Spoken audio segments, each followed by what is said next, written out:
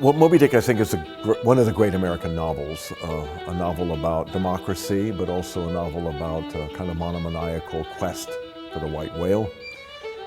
The version that we're doing is built around a theater company that has, in some sense, lost its soul, and it finds itself in this great narration, in this great story.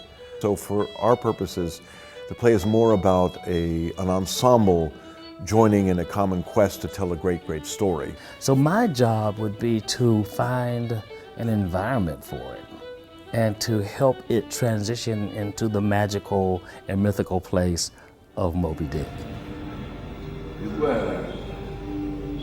Ahab too is mad. The challenge with this piece was to try to make the actors appear as if they're not going to be doing Moby Dick at all, right? That they're coming in just for rehearsal, regular clothes, everyday clothes, right?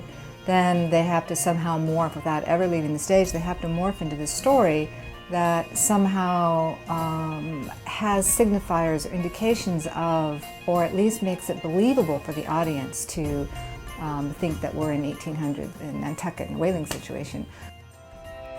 God heard Jonah and spake unto the fish.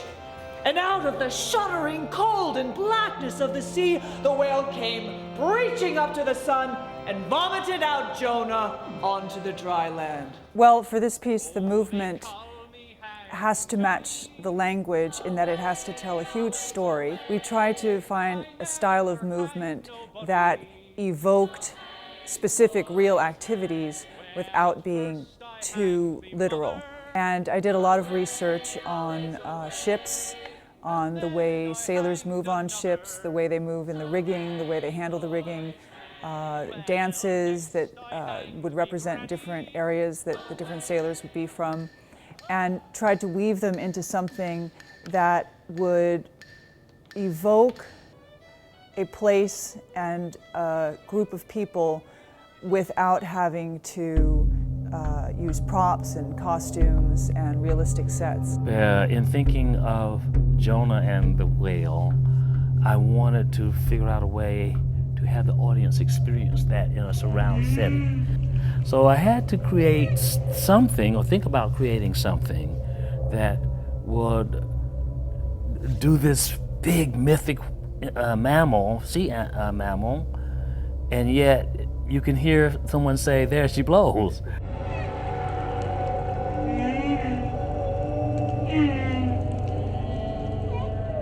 There are many, many things that Melville's book has to tell us about still the America we live in, our ambition, our greed, our commitment to something that we think will solve our problems, our quest for our own white whale.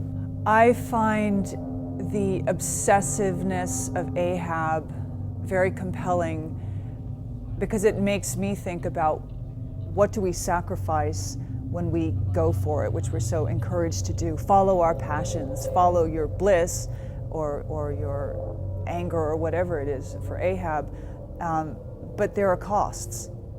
And it's very touching to me actually playing a member of the crew and knowing what's going to become of them and that they're going to lose their lives because of this man's obsession.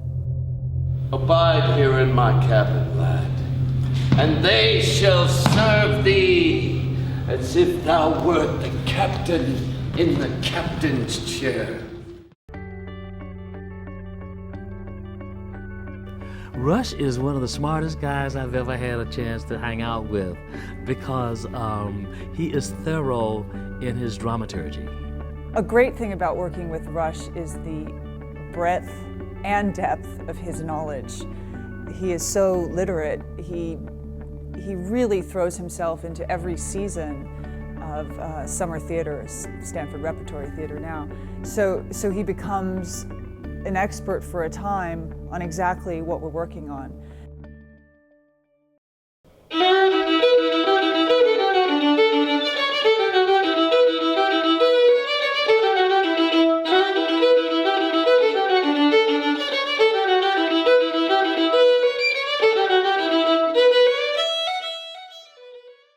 The white whale I don't believe in it at all. I think it's a tale that Ahab tells himself at night to explain how he lost his leg in a much duller accident.